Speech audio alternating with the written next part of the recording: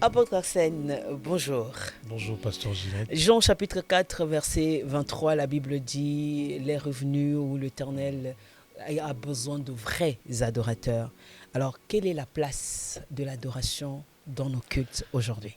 Je bénis le Seigneur pour ce thème puissant que par la grâce de Dieu, on va essayer d'essayer de redresser un peu la pente. Mhm. Si le peuple de Dieu pourrait comprendre au moins d'abord, quand on parle du mot adoration, en gros, c'est rendre hommage, premièrement. Ok, C'est rendre, dans l'adoration, selon la Bible, l'adoration, c'est rendre hommage à un être divin. ok, Et du coup, la seule différence entre l'adoration, tant que pour nous, enfants de Dieu, pour nous, chrétiens, la différence est que nous, quand la Bible dit en esprit et en vérité, nous devons reconnaître premièrement que le Dieu est monothéiste. ok, Donc, nous adorons pas un être ou plusieurs êtres, mais nous adorons un seul et unique Dieu. ok. En esprit et en vérité, c'est que l'esprit reste esprit, mais en vérité, quelque part, c'est par la parole. Mhm. C'est-à-dire qu'on parle de la vérité, c'est par rapport à une parole. Ok. Et quand je dis la parole, c'est que veut dire on parle quelque part d'une chose qui est terrestre Mhm. et une chose qui est céleste. Ok. Je vais ouvrir une parenthèse un peu pour que le peuple de Dieu puisse comprendre quelque chose. Tu sais, au départ, quand la Bible dit que le Seigneur séparera les eaux de la terre et les eaux du ciel, Mhm. c'est qui veut dire qu'il y a non seulement les eaux qui étaient sur la terre, l'eau signifie la parole, il y a Ok. aussi les eaux du ciel. Mhm. Alors, un enfant de Dieu, sa place de l'adoration au sein de l'Église, c'est savoir combiner ce qui est terrestre et ce qui est céleste. Et comment le faire? De faire comment? C'est premièrement par d'abord une vie qui est semblable à celui qui t'appelle, à celui D'accord. que tu suis, à celui que tu pries. Ok. C'est-à-dire que physiquement, Mhm. nous aujourd'hui, nous limitons suivre Dieu spirituellement Ok. et pas physiquement. D'accord. L'adoration, c'est l'ensemble. Car, si on y va un peu plus loin, quand je dis que c'est rendre hommage à une divinité, Mhm. rendre hommage à une divinité, c'est s'incliner, Ok. c'est se prosterner Ok. et c'est tomber face. Ok. Comme le dit dans Apocalypse 7, je crois, verset 11. Mhm. Alors, la Bible nous dit que les anges et tous les êtres sont, et les quatre êtres vivants, les 24 vieillards, ils tombèrent en face de Dieu. Mhm. C'est-à-dire qu'il y a l'acte physique à poser D'accord. et il y a l'acte aussi spirituel à poser. Mhm. Dans l'acte physique, comme tu m'as posé comment faire, il y a beaucoup de gens, leur corps essuyé, leur corps n'est pas aux normes, leur corps n'est pas digne de se présenter. Or, la Bible nous dit, personne ne peut venir à Dieu si Dieu ne le convoque pas. Ok. Alors, Dieu convoque les personnes qui sont dignes d'être dans sa présence. Alors que lui-même, il a dit, venez tel que vous êtes, apôtre. Tout à fait. Mais venez tel que vous êtes, dans des dimensions. D'accord. Toutes les dimensions, on n'est pas le droit d'entrer, de venir tel que nous sommes. D'accord. Le temple ancien n'est plus encore physique aujourd'hui, mais le temple reste physique. Ce qui veut dire que j'ai le corps qui est le parvis, Mhm. j'ai l'âme qui est le lieu saint, et Mhm. j'ai l'esprit qui est le lieu très saint. Mhm. Or, on nous disait que le sacrificateur venait, il s'est purifié au niveau de parvis. Il est venu tel qu'il était. Ok. Il s'est purifié au niveau de parvis Yeah. pour passer au lieu saint. Mhm. Et quand il quitte le lieu saint, c'est pour aller au lieu très saint. Mhm. Et mais dans le lieu saint des saints, s'il n'est pas bien purifié, il mourrait. Oui. Alors maintenant, je me pose la question, comme on dit, venant tel que... Parce que, permets-moi de dire une chose, Mhm. s'il te plaît. Mhm. Vous savez, la Bible dit, la grâce, elle est trompeuse. C'est venu dans ma tête. Mhm. Beaucoup des enfants de Dieu aujourd'hui sont assis sur leur grâce. Mais Ok. pourtant, ils sont déjà perdus devant la face de Dieu. Ok. Pourquoi? Parce qu'ils croient que j'ai prié, quelqu'un est guéri, j'ai prophétisé l'exactitude. On s'est dit que sûrement, je suis toujours encore la Et tu grâce. penses ils s'accrochent plus aux dons et aux grâces, Tout à fait. contrairement à leur identité d'enfant de Dieu? Merci, exactement. Au lieu de s'asseoir sur Jésus, plus ils sont maintenant assis sur leur grâce. Et en s'asseyant sur leur grâce, ce qui fait maintenant que beaucoup sont déjà à l'extérieur ou ils sont déjà loin de Dieu. Ok. Venez tel que vous êtes parce qu'il y a un endroit où vous devez vous purifier Ok. pour accéder dans d'autres endroits, Mhm. pour avoir accès dans d'autres dimensions. Mhm. Quelque part, un jour, j'ai parlé sur la dimension décisionnelle. Ça veut dire que un adorateur, plus tu t'approches de Dieu, plus le niveau de décision dans le monde spirituel, tu l'as aussi. D'accord. Il y a d'autres personnes, regardez les enfants de Séva. ils sont partis, ils ont dit, ils sont arrivés là-bas, mais les démons les a frappés. Mais les disciples aussi étaient partis. Ils étaient encore des disciples, ils n'étaient pas encore des apôtres. Les apôtres. C'était des disciples. Ils sont partis, ils ont dit que non, maître, les esprits nous ont obéi. Par là, j'ai compris une chose. Un adorateur au niveau de l'église, c'est lui qui s'approche plus dans la présence de Dieu, qu'il sait purifier et mettre son corps aux normes du Christ. Parce que même notre corps doit aussi savoir honorer notre maître. Exact. Tu le mets aux normes, spirituellement tu es aux normes, le niveau de décision dans le spirituel aussi change. Ok. L'adoration au sein de la vie d'un enfant de Dieu dans l'église te donne aussi plusieurs autorités et notoriétés dans le monde spirituel. Ok. Un adorateur est celui qui décide aussi de certaines choses dans le spirituel. C'est lui que quand la Bible dit, ce que vous lierez en bas, Sera lié dans le ciel. ça c'est pas pour tout le monde. C'est celui qui adore le Père en esprit et en vérité. Et comment adorer le Père en esprit et en vérité? Parce qu'on s'est dit, aujourd'hui, on arrive dans nos cultes, il suffit qu'il y ait une belle mélodie et douce. Dès qu'elle commence, on dit, bah, c'est le moment d'adoration. On a même ces systèmes où on pourra même aussi s'adresser. Je pense que je suis en train de préparer quelque chose sur la conduite du culte. Surtout les conducteurs de culte, il suffit qu'il y ait ces moments doux. On va dire maintenant, fermez les yeux, nous allons adorer notre Dieu. C'est quoi finalement ces moments-là? Merci. On va essayer d'expliquer ça. Ce moment-là, ça ne dépend pas d'une mélodie ou d'une belle chanson Ça qui dépend nous de importe. quoi finalement, apôtre? Et Comment ces on moments-là, peut se rendre c'est compte qu'on dépend adore le premièrement- Seigneur en, là, on adore en le esprit. Seigneur en esprit et en vérité. C'est d'abord par une présence personnelle, une D'accord. rencontre personnelle. D'accord. Parce que j'ai dit tout à l'heure, j'ai dit en esprit. En esprit, c'est ce qui est lié par rapport à une adoration qui est essentielle. D'accord. Quand je parle de l'essence, c'est-à-dire que ton corps Ok.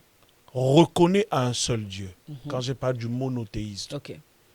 Mais qui dites-nous aujourd'hui? Nous venons à l'église, mais notre corps venait peut-être de taper, de faire Mhm. n'importe quoi. Mhm. Mais ton corps adore peut-être le sexe, ton corps adore la boisson, Mhm. ton corps adore le mensonge. Mhm. Comme tout à l'heure, il y a un frère, il a dit, moi je ne peux pas rester calme si je mentis à quelqu'un. Mhm. C'est-à-dire que son corps déjà reconnaît de ce qu'il est. Mhm. Mais il y en a d'autres, leur corps continue encore de reconnaître d'autres dieux. Ouais. Leur corps sert le mensonge. Mhm. Leur corps sert autre chose au lieu d'abord que son corps reconnaisse un seul Dieu. Ok. Adorer le Père en esprit, en vérité. La vérité que ça, c'est la partie terrestre, comme je parlais, les eaux de la terre, les eaux du ciel. Les eaux de la terre est que ton corps doit refléter le monothéisme. Et même ton corps doit croire à un seul Dieu, premièrement. Et quand on parle de l'esprit, il faudrait que ton esprit soit en connexion avec Dieu. Parce qu'il y a l'esprit de l'homme et il y a l'esprit de Dieu. Or, l'esprit de l'homme ne peut pas se connecter avec l'esprit de Dieu si ton esprit n'est pas digne. Et comment être digne? Il faudrait que ton esprit ait un fonctionnement selon la parole de Dieu. Et là, on peut dire que c'est important finalement, lorsqu'on parle de la régénération, on parle de la nouvelle naissance, parce qu'en tant qu'enfant de Dieu, pour devenir finalement, pour être en mesure d'adorer Dieu en esprit et en vérité, il faut qu'il y ait cet acte qu'on appelle la nouvelle naissance. Si Tout à ça fait. n'arrive pas, on ne pourra pas le faire. On ne pourra pas. Mais le problème se trouve à ces niveaux, apôtres. Surtout vous, nous, les fidèles de l'Église, on se plaint de vous, les apôtres, ceux qui encadrent. On ne trouve pas les enseignements qu'il faut pour pouvoir nous aider à adorer. On dit il y a ceux qui, leur corps s'accroche peut-être au mensonge, comme vous venez de le dire tout à l'heure, mais s'ils ne sont pas enseignés. La faute que je donnerai d'abord, je ne m'adresserai pas d'abord aux païens, je m'adresserai d'abord à nous. Nous, les À prédicateurs. vous, nos encadrés. Exactement, je m'adresserai d'abord à nous. Mhm. Le problème aujourd'hui, nous sommes plus maintenant dans un temps de spectacle, en fait. Nous oublions l'essentiel. La Bible nous dit que les apôtres demeuraient par les enseignements. Mhm. Mais aujourd'hui, nous, c'est take it, je vois. Et les gens viennent à l'église, ils partent, notre pasteur, il était très bien habillé, il était propre. Ça, je m'en dis qu'on ne vient pas, j'aime être propre, j'aime m'habiller. Mais les gens ne viennent pas à l'église parce qu'ils veulent apprendre. Et nous aussi, nous ne donnons pas l'occasion à leur apprendre. Mais la Bible dit ceci, ça c'est la vision que le Seigneur m'a toujours donnée. La transformation par le renouvellement de l'intelligence. La Bible dit, ne vous conformez pas au siècle présent, Mais soyez Le problème est que le transformés. temps que nous vivons, là, plus les chrétiens viennent à l'église, mais plus les chrétiens aussi s'abrutit à l'église. Ça, je vais dire une Et c'est vérité. quoi le problème Le alors pro- à ces Mais le stades? problème, c'est manque d'enseignement et manque de vérité. Et à qui la faute? À qui la faute? À qui la faute? La faute, premièrement, aux encadreurs et deuxièmement aussi au peuple de Dieu. Je vais parler le peuple de Dieu, pourquoi? Paul est en train de dire, soyez comme le peuple de Béret. Ils sont venus, ils ont écouté, mais c'est qu'après avoir écouté, ils vont vérifier. Partons un peu à l'école, prenons un exemple typique. Nous étions des élèves, moi et toi, ou des étudiants. Mhm. Nous avons pris le cours. On arrive à l'école, le professeur a donné cours. Nous avons été enseignés et tout. Tu rentres à la maison, tu jettes ton cahier. Tu ne revises pas, tu ne prépares pas comme il faut pour que tu sois à la hauteur du cours que tu as reçu. Mais quand il y aura examen, tu vas échouer. Et beaucoup des enfants de Dieu vont échouer parce qu'ils partent à l'église par complaisance. Comme j'ai l'habitude de dire une parole, il y en a beaucoup qui ont juste changé leur direction de pied. Les pieds ne partent plus au bar, mais les pieds partent à l'église. Mais leur cœur, non. Un enfant de Dieu transformé, un enfant de Dieu renouvelé par l'intelligence, cet enfant de Dieu-là, quand les choses qui ne sont pas bibliques, il ne reste pas dessus. Alors, apôtre, prenons l'exemple de quelqu'un qui vient de rencontrer le Seigneur. Il trouve la première fois l'église où il veut être enseigné. Mais au final, la Bible dit la foi vient de ce qu'on entend. Tout à fait. Et si ce qu'on lui donne, c'est ce qu'il croit, tu ne peux pas condamner une telle personne parce qu'il arrive, il ne connaissait pas le Seigneur, il arrive là, bim. L'enseignement qu'il trouve, c'est la nourriture qu'il trouve et c'est la nourriture qu'il prend. Et maintenant, le tas de sa santé, on peut parler de sa malnutrition ou, de son bien-être. Finalement, ça dépend ça dépend de la nourriture qu'il reçoit. Et du coup, la faute ne peut pas vraiment... À ce stade, je suis fidèle de l'Église et je pense qu'il est important que je puisse nous défendre. Ok. Très bonne question. Mais je vais être dur avec ce nouveau fidèle-là. Même la Bible dit, mon peuple périt par manque de... Yes. Tu ne connaissais pas, mais on te dit tu vas périr. Est-ce que Dieu est injuste? Ah, ça. Dieu n'est pas injuste. Ouais. Mais Dieu, écoute, c'est lui qui reçoit le Seigneur Jésus comme Seigneur et Sauveur. L'Éternel te place le Saint-Esprit non seulement comme un sceau, mais aussi comme celui qui t'interpelle de beaucoup de choses. Un enseignant. Un enseignant qui te guide. Tu sais, même tout en étant païen, la conscience, la différence entre un païen et un enfant de Dieu, un païen est guidé aussi par la conscience. Nous avons la conscience, nous aussi enfants de Dieu, mais au-delà de la conscience, l'Esprit de Dieu est avec nous. Ok. Pour t'interpeller plus qu'un païen. Okay. Un païen, consciemment, il sait que ce que j'ai fait, c'est mal, mais quoi qu'il ait fait, mais sa conscience lui a dit, ce que tu fais, c'est mal. Mais un enfant de Dieu, le Saint-Esprit te guide. Tu l'as reçu comme Seigneur et Sauveur, et le Saint-Esprit devient maintenant la direction. Le Saint-Esprit te fait comprendre que ça, c'est mal. Là où tu mets tes pieds, les enseignements ne sont pas sur la route. Mais toi, tu préfères rester par fanatisme. Les autres restent par fanatisme. Comme je disais tout à l'heure, comme la question que Paul pose aux disciples, aux croyants qu'il a trouvés, on parle de Actes chapitre 19, ils disent ils n'ont jamais entendu parler du Saint-Esprit, ils n'ont jamais entendu parler de ça. Ils étaient choqués même lorsque Paul leur pose la question de savoir s'ils ont une fois reçu le Saint-Esprit. Alors si prenons l'exemple que les chrétiens comme ça n'ont jamais entendu parler de l'adoration et de comment finalement adorer le Seigneur. Pourquoi les condamner? Non, je ne leur condamne pas. Non seulement moi je ne leur condamne pas vraiment, mais je leur interpelle parce qu'ils vont périr. Écoute, aujourd'hui, nous sommes dans un temps où la parole est prêchée partout. Yes. Nous sommes dans un temps où même bibliquement, quand on dit on arrive carrément au temps de la fin, pourquoi? Parce que parmi les signes du temps de la fin, que l'évangile doit être prêché aux quatre coins de la terre. Ce que nous sommes en train de parler aujourd'hui, moi et toi, ça se trouvera sur le réseau. Mais tu verras aussi quelqu'un, au lieu d'apprendre, mais il préfère passer peut-être son temps dans les réseaux sociaux, mais qui n'apprend rien, mais qui va à l'église, qui a quelque chose qui ne rapporte rien dans sa vie, mais il apporte jusqu'aujourd'hui, même tel qu'apporte que nous sommes, nous continuons à apprendre. Il y a des formations, il y a des cours qu'on continue à apprendre. Tout ça pourquoi? Parce que nous voulons essayer de perfectionner ce que Dieu nous a donné. Car Paul est en train de dire, à l'esprit, il faut rajouter la connaissance, la science. C'est très important. Comme je me souviens d'un professeur qui nous disait, si tu ne t'occupes pas de la politique s'occupera de toi. Pareil, c'est lui qui ne s'occupe pas trop dans les choses de Dieu bibliquement. Voilà pourquoi nous nous détruisons. Paul, quand il les a dit cela, ce peuple-là, ils ont manqué beaucoup de bienfaits du Saint-Esprit dans leur vie à cause de l'ignorance. Aujourd'hui, beaucoup des enfants de Dieu aussi manquent beaucoup de choses spirituellement parce qu'ils ne sont pas bien enseignés de certaines choses. Voilà pourquoi je te parle du fanatisme. Ouais. Nous sommes dans un temps maintenant où on n'a plus de adorateurs, nous avons des ados fanatiques. Des ados fanatiques. Ça veut dire que... ça, j'avoue. Ouais, je veux t'expliquer. C'est-à-dire qu'il est adorateur de tout ce que son pasteur ou son père spirituel est en train de faire.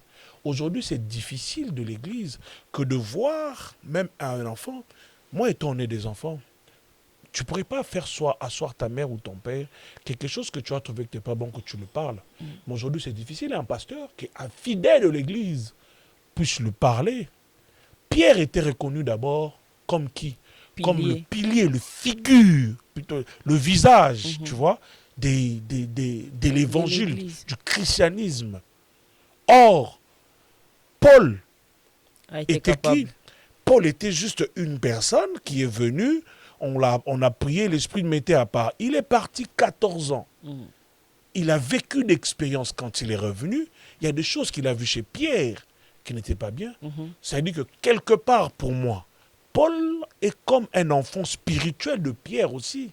Parce que c'est Pierre qui l'a encadré, il lui a dit de partir après que le message du Saint-Esprit est venu. Mais quand Pierre n'était pas sur la ligne, Pierre lui a réprimandé. Est-ce qu'aujourd'hui, dans le temps que nous vivons, nous sommes encore des apôtres, des prophètes, des pasteurs, des docteurs, des évangélistes, capables de te réprimander par un enfant que nous avons encadré? Ah non, sans qu'on lui menace de malédictions qui vont descendre sur lui. Et ça, cet acte-là forme maintenant pas des adorateurs du Christ, mais des adorateurs fanatiques. Et là, on peut dire finalement c'est l'attitude qui prouve que des personnes ne sont pas nées de nouveau? Moi, je dirais oui. D'accord. Est-ce que quelqu'un qui n'est pas né de nouveau peut adorer le Seigneur? Celui qui est né de nouveau ne peut pas adorer le Seigneur. Regarde, la Bible dit quelque part, Dieu de gloire, le verset m'échappe. Même, je crois que c'est dans Apocalypse, quand il parle que les anges doivent s'agenouiller pour louer et adorer le Seigneur, tu sais que même les démons cherchent en moi ces temps-là d'adorer le Seigneur. C'est d'adorer Dieu, c'est pas seulement parler, se mettre à genoux. Pour que ton adoration soit complète, elle doit être reçue de la part de celui qui l'attend. Ok. Je donne un exemple. Je viens devant toi, je fais ma révérence. Tu peux me chasser et ne pas recevoir ma révérence. Pour que ma révérence ait de l'importance, pour que tu aies de l'importance à mes yeux, il faut que tu acceptes ma révérence. La force de l'adoration, ça doit être accepté par celui que tu adores. Ça veut dire que il y a un vice-versa et l'identification finalement de qui s'approche pour adorer. Tout à fait. C'est-à-dire que le mode de vie que tu as doit être accepté par Dieu afin que Dieu s'identifie à toi. Ok. Mais si ce n'est pas accepté par Dieu, Dieu ne s'identifiera pas à toi. Et voilà pourquoi, même, c'est écrit dans la Bible, même le démon cherche que Dieu puisse accepter leur adoration. Que le Seigneur nous fasse grâce même un jour, même en sous-titre, on pourrait glisser le verset. Les démons cherchent que Dieu accepte leur adoration. Mais Dieu ne l'accepte pas, parce que Dieu n'a pas le temps de recevoir l'adoration des personnes qu'il a bannies. Tu vois? Mais Dieu nous a créés pour que nous puissions l'adorer. C'est-à-dire que nous devons avoir une identité. L'adoration c'est ce qu'on appelle mode de vie, une identité que Dieu doit vous retrouver en toi, et pour qu'il s'identifie en toi à travers cette adoration, il pour que le Seigneur trouve plaisir. Il faut que l'Éternel trouve plaisir, ce qui veut dire que si tu n'es pas né de nouveau, tu ne peux pas adorer le Seigneur. Non. Parce qu'en réalité, c'est l'Esprit de Dieu qui rend témoignage à notre esprit que nous sommes enfants de Dieu. Vu que l'Esprit de Dieu, c'est lui qui nous rend agréables, finalement, aux yeux de Dieu. Moi, je suis honoré ce soir de vous avoir avec nous dans cette émission Parlons foi, apôtre Arsène. Et qu'est-ce qu'on peut retenir sur l'adoration aujourd'hui à l'écoute? Avant que vous puissiez répondre, j'ai une autre question qui vient d'arriver dans ma tête. Ok. Alors, pour remédier finalement à ces systèmes dont on ne retrouve plus les vrais adorateurs dans nos cultes, qu'est-ce qu'il faut faire? Il faudrait premièrement, d'abord, moi je dis dans nos églises, nous devons faire un recyclage. Ok. Nous devons faire un recyclage, comme David a fait le recyclage. David avait plusieurs hommes vaillants, mais il a fait le recyclage, ce n'est pas tout le monde qui était près de lui. Ok. Il devait recycler des personnes qui devaient être capables de mourir pour la gloire de Dieu. Il faut faire un grand recyclage de notre Église. Il faudrait que l'enseignement revienne à la place comme il faut. Nous sommes dans le temps où la parole doit reprendre place. Pas la démonstration, pas les blabla, les rababa, les chez bébé. On dit des fois des choses qu'on ne maîtrise pas. Mais il faudrait que nous puissions d'abord remettre l'enseignement à la place. Voilà pourquoi je dis, il est temps que nous revenons aux enseignements des apôtres. Les apôtres ont voulu d'abord faire asseoir les gens, les enseigner, former des piliers qui vont être quoi? Ils vont être des défenseurs de l'évangile de demain. Aujourd'hui, dans nos églises, tu sais même, excusez-moi, qu'ils vont à un témoin de Jéhovah, ils fuient, parce qu'ils ne savent pas défendre les dieux qu'ils prient. Pourquoi? Parce que l'enseignement n'a plus de place. Parce qu'ils n'ont pas suffisamment d'éléments, des arguments pour Il pouvoir défendre leur foi. Tout à fait. Alors ça fait vraiment mal de ne pas savoir que aujourd'hui les chrétiens n'ont pas la connaissance exacte sur la personne de Christ. Voilà pourquoi on ne peut pas adorer celui qu'on ne connaît pas. Il est important de pouvoir faire d'abord cette connaissance, cette rencontre personnelle avec Exactement. le Seigneur, qui que tu sois. Quel que soit ce que tu fais dans l'église aujourd'hui, il est très nécessaire de rencontrer Jésus personnellement. Personnellement, c'est une expérience extraordinaire que tu ne regretteras jamais. Alors tu dois le connaître avant de le servir. J'aime ce que je dis quelque part un jour, apôtre, c'est que Dieu n'appelle pas au ministère avant d'appeler au salut. Exactement. Il appelle au salut. Et puis il appelle au ministère après. Tout à fait. Il est important pour vous de rencontrer le Seigneur personnellement, de le remettre au centre de nos cultes, de nos prières, de nos chants, de tout ce que nous sommes en train de faire. Alors je suis sûr que nous revivons le miracle que les apôtres ont toujours vécu au lieu d'aller les chercher ailleurs. Christ, les noms de Jésus suffit pour guérir le malade, pour donner tout ce dont nous avons besoin, chasser les démons. La délivrance, elle est complète, totale, avec juste les noms de Jésus-Christ. Alors, apôtre, votre dernier mot.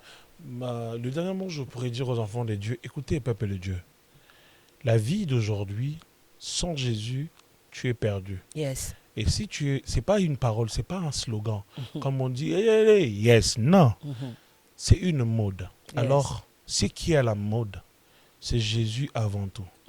D'abord, pour être un adorateur, il faut que tu reçoives Jésus dans ta vie. Yes. Sincèrement.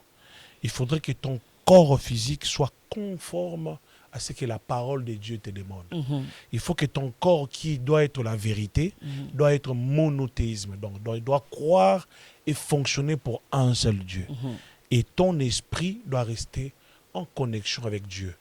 Et ça fera de toi un adorateur, et ton culte sera parfait, et ton culte sera digne de recevoir auprès du trône de l'Éternel. Voilà ce que je pourrais dire aux enfants. Merci beaucoup, l'apôtre. Si je comprends bien, vous êtes en train de nous dire qu'il est possible finalement de devenir nous-mêmes une adoration. Exactement. Lorsque mon corps, mon esprit finalement s'aligne, ça veut dire que moi-même je deviens une offrande, moi-même je deviens une adoration. Que le Seigneur vous bénisse abondamment. Amen. Merci d'avoir passé ces moments avec nous. Quant à vous, je vous donne rendez-vous à très bientôt. C'était Parlons foi, Empire Studio.